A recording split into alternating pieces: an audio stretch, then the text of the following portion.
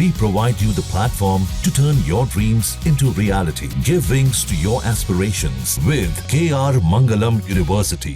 ये जो जंग हुई है, जिस जंग को इजराइल ने जबरदस्ती छेड़कर ईरान पर मुसल्लत किया है, ये अफसोसनाक है क्योंकि किसी के ऊपर इस तरीके से हमला इंटरनेशनल कानून के खिलाफ है। लेकिन इजराइल ऐसा मुल्क है कि जो यूनाइटेड नेशन को भी कुछ नहीं मानता है। इन दोनों मुल्कों में हमारे जो हैं हजारों की तादाद में एक तो जायरीन फंसे हुए हैं, जिसमें बुढ़े भी हैं, जवान भी हैं, छोटे छोटे बच्चे हैं।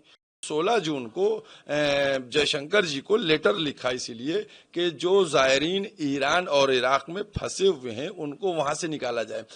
मैं भारत सरकार से यही अपील करूंगा कि इसको फौरी तौर के ऊपर इसको अरेंज किया जाए और जो इंडियन नेशनल जो हैं ईरान में और इराक में फंसे हुए हैं उनको किसी भी रूट से निकालकर इंडिया वापस लाया जाए। हिंदुस्तान की गवर्नमेंट है, ये पावरफुल है, इसको बीच में हस्तक्षेप करना चाहिए और इस जंग को फौरी तौर पर रुकवाना चाहिए। इसको 4 दिन हो चुके हैं क्योंकि ये थर्सडे नाइट में हुआ था, मिडनाइट में। फ्राइडे, सैटरडे, संडे, मंडे 4 दिन हो चुके हैं और 4 दिन से बहुत से हमारे पास कॉलें आई हैं। इसमें कई तरह की प्रॉब्लम्स जो हैं वो हो गई हैं। ये जो जंग हुई है, जिस जंग को इजराइल ने जबरदस्ती छेड़कर ईरान पर मुसल्लत किया है, ये अफसोसनाक है क्योंकि किसी के ऊपर इस तरीके से हमला इंटरनेशनल कानून के खिलाफ है। लेकिन इजराइल ऐसा मुल्क है कि जो यूनाइटेड नेशन को भी कुछ नहीं मानता है।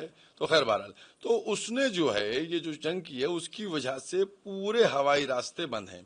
हमारे क्या मसला ये है कि जो लोग हज पे नहीं जा पाते हैं वो ईरान और इराक की ज़ियारतों पे जाते हैं कि यहाँ का पैकेज कम पैसे का होता है, इसको कर लेते हैं। जो अफोर्ड नहीं कर सकते हज के पैसे को तो वो इधर चले जाते हैं। तो इस वक्त हमारे हजारों लोग जो हैं वो इराक से ईरान आते हैं, तो 2 कंट्री जाते हैं, इराक और ईरान। कुछ लोग पहले ईरान जाते हैं उसके बाद इराक जाते हैं, कुछ लोग पहले इराक जाते हैं उसके बाद ईरान आते हैं। तो इन दोनों मुल्कों में हमारे जो हैं हजारों की तादाद में एक तो जायरीन फंसे हुए हैं, जिसमें बुढ़े भी हैं, जवान भी हैं, छोटे छोटे बच्चे हैं। बहुत से लोग ऐसे जिनकी बीवी बच्चे चले गए, मियाँ यहाँ है, परेशान हो रहे हैं। तो इस तरीके से कंडीशन बनी हुई है और सब परेशान है। बीमार लोग हैं, वो 20 दिन की दवा लेके गए थे, अब फंस गए वहां, उनकी दवाएं जो खत्म हो चुकी हैं, उनके ऊपर मरज बढ़ने का डर है। तो ये सारी चीजें हैं। तो बराबर हमारे पास फोन आ रहे हैं। तो हमने कल यानी 16 जून को जयशंकर जी को लेटर लिखा इसीलिए कि जो जायरीन ईरान और इराक में फंसे हुए हैं उनको वहां से निकाला जाए। एक सबसे इम्पोर्टेंट बात है, वो मैं अपनी गवर्नमेंट से यही अपील करूंगा कि इसको जल्दी किया जाए। क्योंकि हो क्या रहा है, वहां पैनिक मामला हो रहा है। ये लोग सब फॉरेनर हैं वहां, इनको नहीं मालूम है, तो इनको खाने पीने के भी लाले लग रहे हैं। दूसरी बात ये है, मसलन बहुत से ग्रुप हमारे पास नंबर हैं, 90 आदमियों का ग्रुप है, 60 आदमियों का ग्रुप है। अब ये लोग जो 60 आदमी या 90 आदमी हैं, इनका लिमिट थी, मसलन एक ग्रुप था उसको 13 तारीख को चेकआउट करके 13 तारीख को शाम को 6 बजे फ्लाइट पकड़ना थी। उसने चेकआउट कर लिया, अब होटल वाला एंट्री नहीं दे रहा है। ये लोग उस दिन पूरे दिन बाहर बैठे रहे, फिर किसी तरीके से मैनेज करके दूसरी जगहों पर इनको शिफ्ट किया गया। अब एक आदमी जो है अगर वो रुकता है एक्स्ट्रा तो उसके लिए पैसे देना मुसीबत बनना जा रहा है कि वो कैसे उसको अरेंज करेगा। तो माली बहरान भी है, जहनी है टेंशन। लिहाजा हम भारत सरकार से ये अपील करते हैं, जिस तरीके से उन्होंने पूर्व में यूक्रेन से या और जैसे इराक में वो नर्सें वगैरह फंस गई थी, उनको जिस तरीके से छुड़ा के निकलवाया गया, उसी तरीके से जो इराक में और ईरान में लोग फंसे। इसके अलावा हजारों की तादाद में स्टूडेंट हैं, तकरीबन 1,500-2 हजार स्टूडेंट ईरान में फंसे हुए हैं और इराक में। चूंकि मुहर्रम में ज्यादातर लोग यहाँ आते हैं तो हर एक अपने टिकट वगैरह कराए बैठा हुआ है।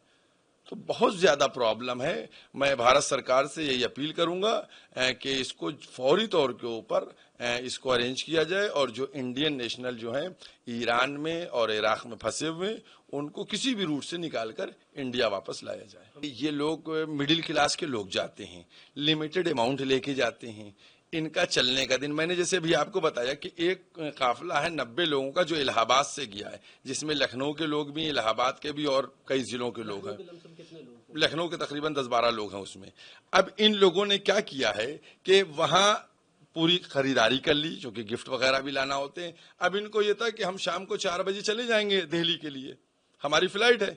अब इनके पैसे खत्म हो गए थे, अब ये कैसे अरेंज करें वहां पैसे। अब इनको आज 13 तारीख से आज 17 तारीख हो गई है, इन्हीं 5 दिन इन्होंने जो होटल किया कैसे किया। तो ये सब की प्रॉब्लम्स जो है ये हमारे पास आ रही हैं, और दूसरे लोग हैं तो इसको मैनेज करना पड़ रहा है। इधर फोन करके इनसे बात की, कुछ उनसे करवाया, किसी का घर खुलवाया, किसी के यहाँ कुछ करवाया, तो ये सारी चीजें हो रही हैं। और मैंने कहा जैसे एक दवाओं की प्रॉब्लम है, एजेड लोग गए, फैमिलीज क्या अपील कर रहे हैं, फैमिलीज क्या कुछ अब यहाँ जो लोग हैं वो भी मुझे फोन कर रहे हैं कि मौलाना साहब कैसे क्या होगा। वहां वाले जो वो अलग परेशान हैं, क्योंकि वहां मामला पैनिक होता चला जा रहा है। उसकी वजह से खाने पीने की चीजें मिलने में दुश्वारी हो रही है। वहां पानी भी खरीद के पीना पड़ता है, क्योंकि जो पानी नॉर्मली आता है वो पीने के लायक नहीं होता है, तो वो खरीद के पीना पड़ता है। तो वहां पानी से लेके रोटी तक सब कुछ अरेंज करना पड़ रहा है। मतलब एक दुश्वारी नहीं, बहुत सी दुश्वारियां हैं। और मैं समझता हूं ये बहुत बड़ी तादाद में ईरान इराक में लोग फंसे हुए हैं। क्योंकि अच्छा, जब ये रूट बंद हुआ है तो जैसे उसी दिन जो इंडिया से फ्लाइट लंदन जा रही थी उसको वापस भेज दिया गया, जो लंदन से इंडिया आ रही थी उसको वापस भेज दिया गया। तो जो इराक में लोग थे वो भी फंस गए। इराक में जंग नहीं है लेकिन लोग फंस गए हैं। उसकी वजह ये है कि जहाज आ नहीं पा रहे हैं, सबके जहाज हैं। अच्छा, सब टिकट लिए बैठे हुए हैं, सबके रिटर्न टिकट होते हैं। अब वो पैसा इतना नहीं, कैसे निकले, क्या करें। तो वहां भी एक मसला खराब हो गया है। अच्छा, जितनी लड़ाई होती चली जा रही है, चूंकि ईरान इराक का बॉर्डर मिला है, तो अब ये भी पॉसिबिलिटी है कि ईरान वाले शरणार्थी बन के इराक में एंट्री ले लेंगे, तो ये इराक में भी पैनिक हो जाएगा मामला। वहां भी लोगों के साथ यही है। इराक से जो बात हुई है, वहां लोगों का जो होटल का स्टे था वो खत्म हो गया, पेमेंट उनकी खत्म हो गई। अब वहां कैसे पैसा अरेंज करें, कैसे मैनेज कर रहे हैं इस वक्त वहाँ लोग? देखिए, वहां हमारे हिंदुस्तान के इराक में भी जो है 600-700 लड़के हैं, स्टूडेंट हैं, जिनको कहा जा रहा है भैया आप लोग कीजिए मैनेज। तो वही बेचारे आपस में कुछ कंट्रीब्यूट करके, कुछ वहां के लोगों से कह के किसी के घर में हो शिफ्ट कर दिया, कहीं कुछ कर दिया, होटल वालों से बात कर ली, चूंकि कुछ उन लोगों के रिलेशन बने, होटल वालों से कर लिया कि ठीक है आप इनको स्टे दे दीजिए, इनकी पेमेंट बाद में हो जाएगी। बहुत मतलब प्रॉब्लम्स हो रही हैं जिसको बहरहाल किया जा रहा है, और माली नुकसान तो हो ही रहा है। चूंकि ये लोग जो एक्स्ट्रा रुक रहे हैं तो इनका एक्स्ट्रा लॉजिंग, फूडिंग, ये सब बेचारे इन्हीं को देना है, इनके बस में नहीं है। क्या कुछ अपील कर रहे हैं आप सरकार? मैं सरकार से सिर्फ यही अपील करना चाह रहा हूं कि इस वक्त जो सिचुएशन बनी हुई है, क्योंकि सरकार पहले एक तो हमारे चूंकि जो हिंदुस्तान की गवर्नमेंट है ये पावरफुल है, इसको बीच में हस्तक्षेप करना चाहिए और इस जंग को फौरी तौर पर रुकवाना चाहिए।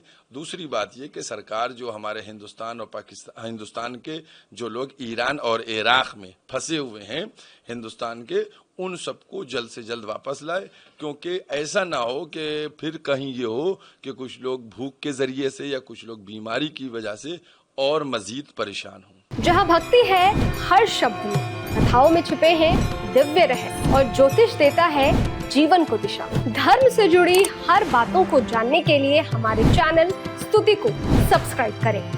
चैनल पर जाने के लिए इस लिंक पर क्लिक करें।